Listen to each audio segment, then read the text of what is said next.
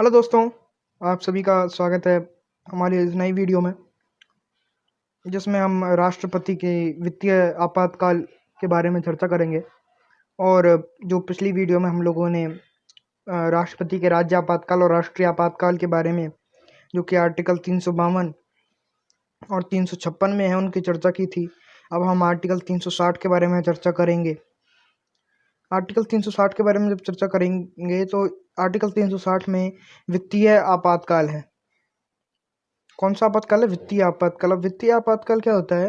वित्तीय आपातकाल का मतलब है कि जब देश में वित्त की कमी आ जाए, या मैं यूँ कह सकते हैं कि जब देश में वित्त इतना कम हो जाए कि देश की जो अर्थव्यवस्था है उसका चरमराने का डर बन जाए। देखिए, यहाँ पर लिखा भी हुआ है कि यदि कोई देश में वित्तीय संकट आ जाता है तो राष्ट्रपति केंद्र सरकार की सलाह पर लागू कर सकता है। यानी कि अगर देश में किसी भी प्रकार का कोई वित्तीय संकट आ जाता है तो राष्ट्रपति केंद्र सरकार की सलाह पर उसे लागू कर सकता है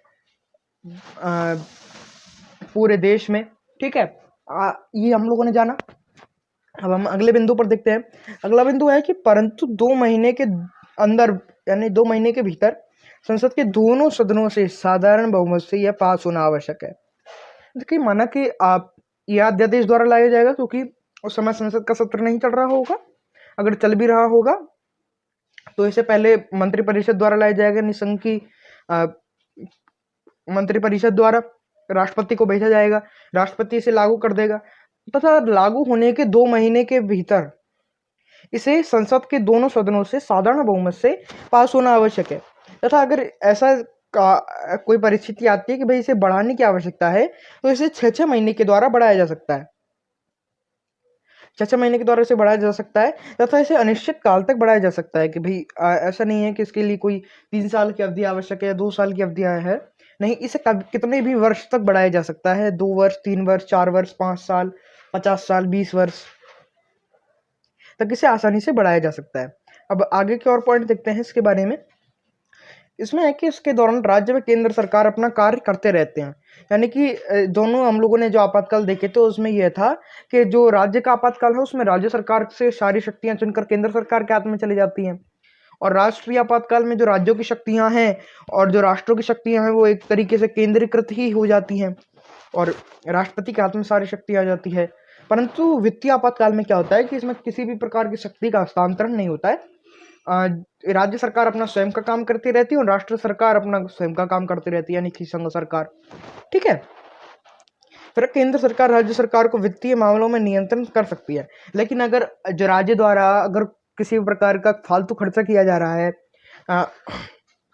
नेताओं के जो है कि इनकम बढ़ाई जा रही है, उनकी आय बढ़ाई जा रही है, उनकी वेतन बढ़ाया जा रहा है, उन्हें अन्य कई सुख सुविधाएं दी जा रही हैं, तो इसे केंद्र सरकार रोक सकती है कि भाई आप नेताओं को ऐसा, यानी अपने मंत्रियों को इस प्रकार की सुविधाएं क्यों दे रहे हैं? देश में वित्तीय आपातकाल है, आप ऐसा ना करें। इस प्रकार से केंद्र सरकार राज्य सरकार को कुछ मामलों में नियंत्रित कर सकती है। दूसरा है, सरकारी कार्मिकों के वेतन में कटौती की जा सकती है तथा कभी कभी उच्च व सर्वोच्च न्यायालय के जजों के वेतन में भी कमी की जा सकती है। देखिए, देश में चाहे कितना भी बड़ा आर्थिक संकट आ जाए, उच्च न्यायालय उच्चतम न्यायालय के जो न्यायाधीश होते हैं उनके वेतनों में कटौती नहीं की जाती। वेतनों में कटौती इसलिए नहीं की जाती कि वे निष्पक्ष रूप से अपना कार्य कर सकें, किसी के दबाव में ना रहे। परंतु अगर देश में वित्तीय आपातकाल होता है तो राष्ट्रपति द्वारा उच्च न्यायालय एवं सर्वोच्च न्यायालय के जो जज होते हैं, मुख्य न्यायाधीश होते हैं, उनकी जो सैलरी होती है, मासिक वेतन होता है, उसमें भी कटौती की जा सकती है। परंतु वह कटौती न्यून होती है, उससे कोई ज़्यादा फर्क नहीं पड़ता है।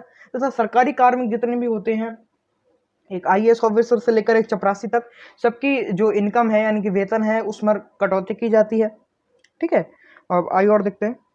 सरकारी कार्मिकों की जो वेतन है उसमें कटौती की जाती है। इसके बाद के बारे में हम लोगों ने जान लिया।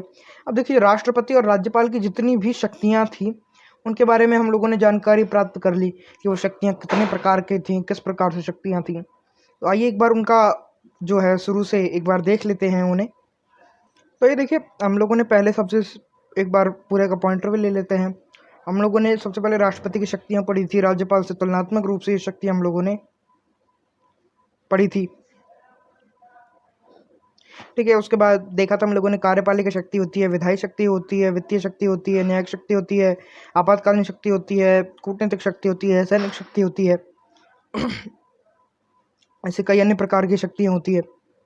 तो इसके बाद हम लोगों ने जाना था कि भाई जो राष्ट्रपति की कार्यपालिका शक्ति है उसमें है नियुक्ति संबंधी शक्ति है, जिसमें राष्ट्रपति जो है कि कई पदों पर नियुक्ति प्रदान करता है। उसके बाद हम लोगों ने जाना था कि राज्यपाल भी इसी प्रकार से पदों पर नियुक्ति प्रदान करता है, जो आयोग है उन पर नियुक्ति प्रदान करता है, और राज्यपाल भी इसी प्रकार से राज्य के जो आयोग है उन पर नियुक्ति प्रदान करता है। राज्यपाल कार्यपालिका शक्ति भी कुछ इसी प्रकार से है, सेम है दोनों। उसके बाद हम लोगों ने देखा था कि राज्य संस्थाओं का गठन, यानी कि राज्य की संस्थाओं का गठन राज्यपाल द्वारा किया जाता है, तो राष्ट्र की जो संस्थाएं होती हैं उनका गठन राष्ट्रपति द्वारा किया जाता है। फिर हम लोगों ने देखा था कि राष्ट्रपति व राज्यपाल की जो विधायी शक्तियां हैं वो कौन कौन सी हैं। उनमें था सदस्यों को मनोनीत करना, सदस्यों को मनोनीत करने जैसी शक्तियां हम लोगों ने देखी थी, जो कि राष्ट्रपति के पास और राज्यपाल के पास दोनों थी। ये शक्तियां राष्ट्रपति और राज्यपाल की विधायी शक्तियां थी, इनके बारे में हम लोगों ने देखा था। दूसरा था संस्थाओं की वार्षिक रिपोर्ट तैयार करना, फिर था सत्र, उसके बाद था विधेयक, फिर था वीटो शक्ति, और उसके बाद था अध्यादेश शक्ति। तो इस प्रकार से हम लोगों ने बहुत सारे पॉइंटों को देखा। इसमें भी और आगे देखते हैं।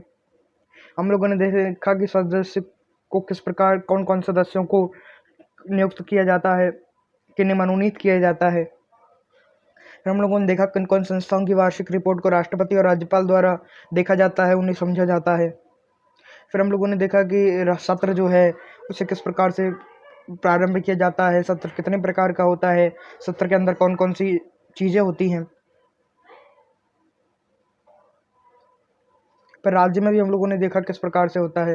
फिर हम लोगों ने विधेयक के बारे में जाना कि विधेयक कितने प्रकार का होता है, कौन सा विधेयक किस प्रकार की जो है बहुमत से पारित किया जाता है। विधेयक, वित्त विधेयक क्या होता है, धन विधेयक क्या होता है, साधारण विधेयक क्या होता है, इन सब के बारे में हम लोगों ने जाना। फिर हम लोगों ने जाना साधारण विधेयक से संबंधित वित्त विधेयक क्या होता है। तो ऐसा करके हम लोगों ने बहुत सारी चीज़ों के बारे में जाना था।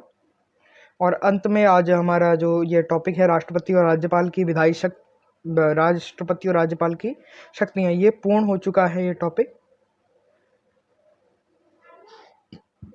अगर आप में से किसी भी को भी इसमें कोई भी परेशानी हो तो आप कमेंट बॉक्स में कमेंट करके क्वेश्चन पूछ सकते हैं।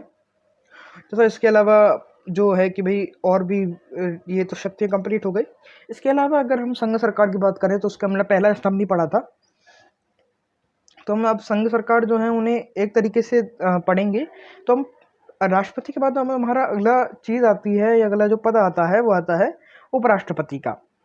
उपराष्ट्रपति भी राष्ट्रपति की तरह ही होता है, मतलब राष्ट्रपति से छोटा होता है। राज्य में भी उपराज्यपाल का पद निश्चित नहीं होता है, अर्थात ऐसा नहीं है कि उपराज्यपाल होना आवश्यक है, ऐसा कोई जरूरी नहीं है।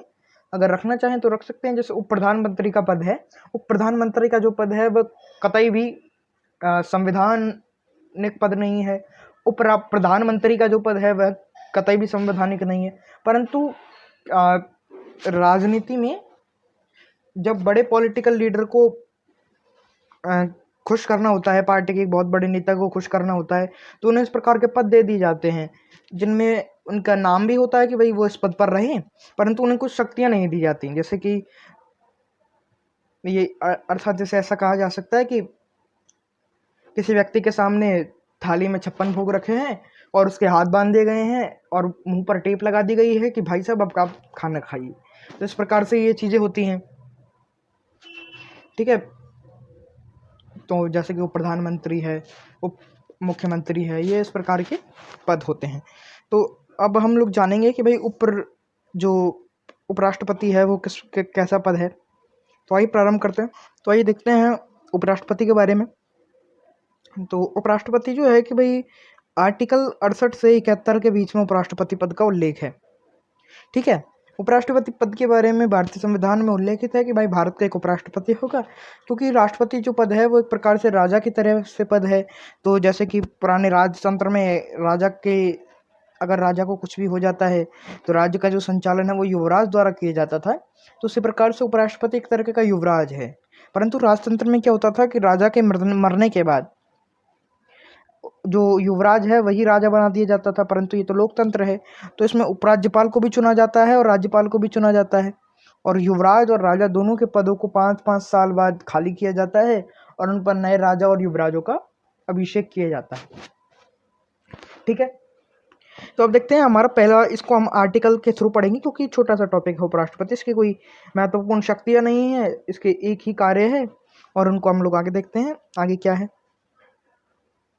ठीक है, आर्टिकल 63 की बात करें तो आर्टिकल 63 में लिखा हुआ है कि भारत का एक उपराष्ट्रपति होगा।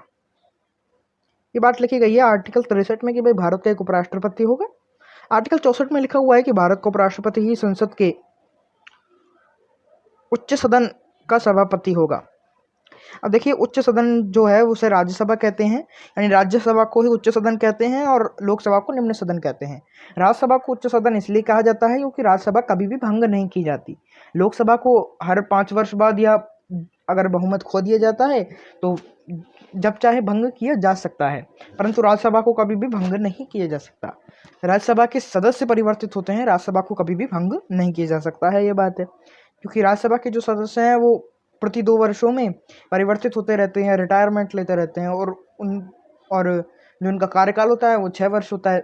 2-2 वर्षों में सदस्य आते रहते हैं, इसलिए राज्यसभा को कभी भी भंग नहीं किया जाता। ठीक है, तो ये बात लिखी हुई है, उच्च सदन का सभापति होगा। और राज्यसभा का जो पदेन सभापति होता है, यानी कि अगर कोई उपराष्ट्रपति बन जाता है तो राज्यसभा का सभापति जो पद है वो उसे अपने आप विरासत में मिल जाता है। आप कह सकते हैं विरासत में उसे उपसभापति का सभापति का जो पद है राज्यसभा की का, वो उसे विरासत में मिलता है। ठीक है, अब बात करते हैं आर्टिकल 65 की। उसमें लिखा हुआ है कि भारत के राष्ट्रपति की अनुपस्थिति में उपराष्ट्रपति उसका कार्यभार संभालेगा। यानी कि राष्ट्रपति जब अनुपस्थित होगा, अनुपस्थित का यहाँ से तात्पर्य है कि अगर राष्ट्रपति दिवंगत हो जाता है या वह कोई लंबी छुट्टी पर चले जाता है या उसे किसी प्रकार की गंभीर बीमारी हो जाती है, विदेश यात्रा पर चला जाता है, तो इस ऐसी परिस्थिति में जो भारत का उपराष्ट्रपति होगा वही राष्ट्रपति पद के समस्त कार्य करेगा। और जब वह राष्ट्रपति पद का कार्य करेगा तो वह कार्यवाहक राष्ट्रपति होगा, तो उसे जो वेतन दिया जाएगा, उसे जो भत्ते दिए जाएंगे, उसे जो भी सुख सुविधाएं दी जाएंगी वह समस्त राष्ट्रपति वाले दी जाएंगी। मतलब उसे राष्ट्रपति भवन में नहीं ले जाया जाएगा, परंतु उसे समस्त भत्ते वगैरह सब राष्ट्रपति के दिए जाएंगे। बात करते हैं आर्टिकल 66 में लिखा हुआ है उपराष्ट्रपति का निर्वाचन। देखिए, उपराष्ट्रपति का जो निर्वाचन है वो आनुपातिक प्रतिनिधित्व की एकल संक्रमणीय मत प्रणाली द्वारा नहीं किया जाता है। ये एक प्रकार का मिथ है कि उपराष्ट्रपति का जो निर्वाचन है वह आनुपातिक प्रतिनिधित्व की एकल संक्रमणीय मत प्रणाली द्वारा किया जाता है।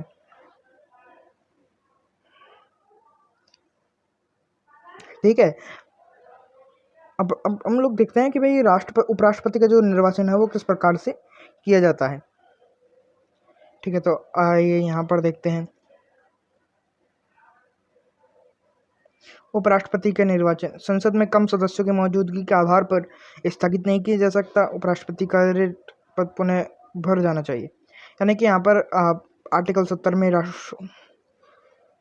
उपराष्ट्रपति के निर्वाचन के संबंध में विवाद लिखी गई है। और यहाँ पर जो आर्टिकल ये तो 71 है और यहाँ है आर्टिकल कौन सा था ये, आर्टिकल 66। इसमें उपराष्ट्रपति के निर्वाचन के बारे में जानकारी है। देखिए, उपराष्ट्रपति का निर्वाचन है वो यह है, लोग कहते हैं कि भाई आनुपातिक प्रतिनिधित्व की एकल संक्रमणीय मत प्रणाली द्वारा होता है, परंतु यह बिल्कुल असत्य बात है। उपराष्ट्रपति का जो निर्वाचन है वो इस विधि द्वारा कतई भी नहीं होता है। इस विधि द्वारा जो संविधान में लिखा गया है कि सिर्फ और सिर्फ जो राष्ट्रपति है उसका निर्वाचन इस प्रकार से किया जाता है, अन्यथा किसी का भी निर्वाचन इस विधि द्वारा नहीं किया जाता है। ठीक है, अब आगे देखते हैं कि भाई और राष्ट्रपति के अलावा जो राज्यसभा के सदस्य होते हैं जो चुनकर आते हैं विधानसभाओं से, उनका निर्वाचन भी इस प्रकार से किया जाता है, आनुपातिक प्रतिनिधित्व की एकल संक्रमणीय मत प्रणाली द्वारा। ठीक है, अब आगे देखते हैं कि भाई उपराष्ट्रपति का जो निर्वाचन है वो किस प्रकार से होता है। ठीक है, आइए देखिए, जो उपराष्ट्रपति है का जो पद है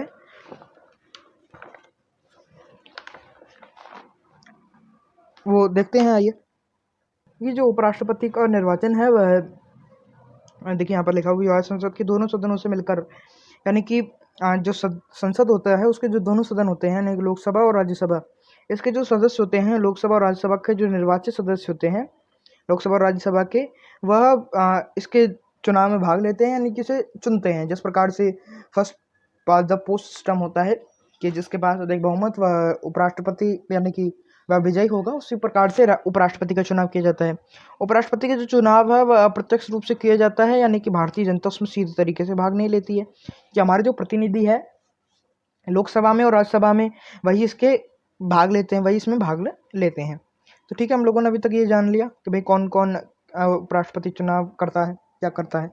ठीक है, अब जो हम लोगों ने देखा था कि भाई उपराष्ट्रपति भारत संसद का जो उच्च सदन होगा उसका पदेन सभापति होता है।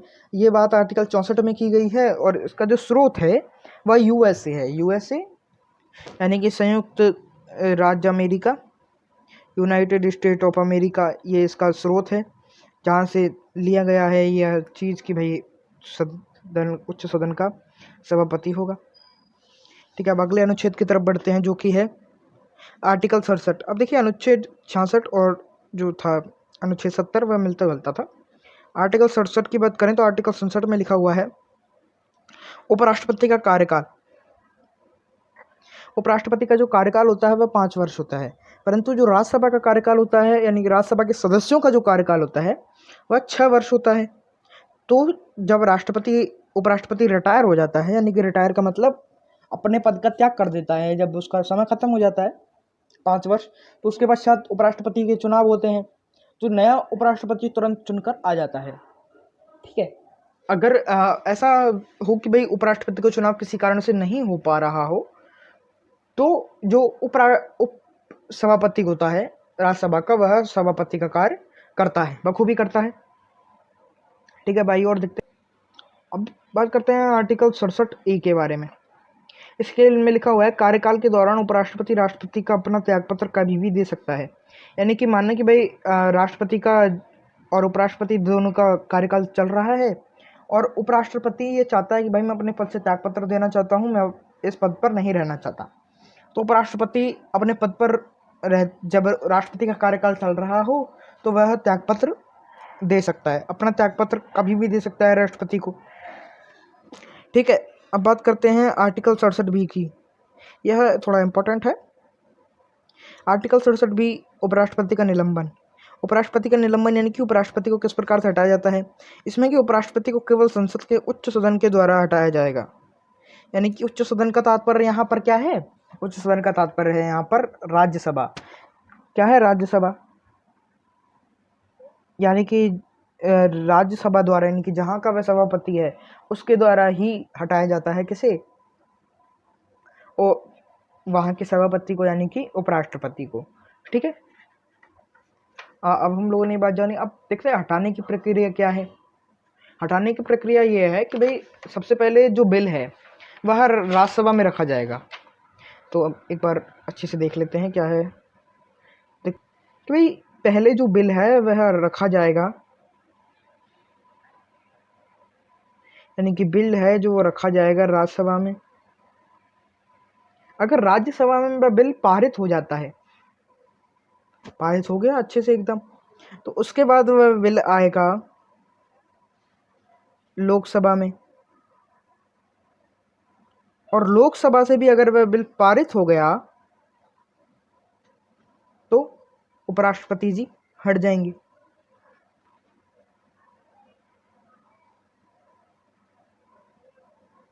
तो क्या होगा, उपराष्ट्रपति। अब बात करते हैं कि भाई राज्यसभा में और लोकसभा में किस प्रकार के बहुमत को उपयोग में लाकर इसे हटाया जाएगा उपराष्ट्रपति को।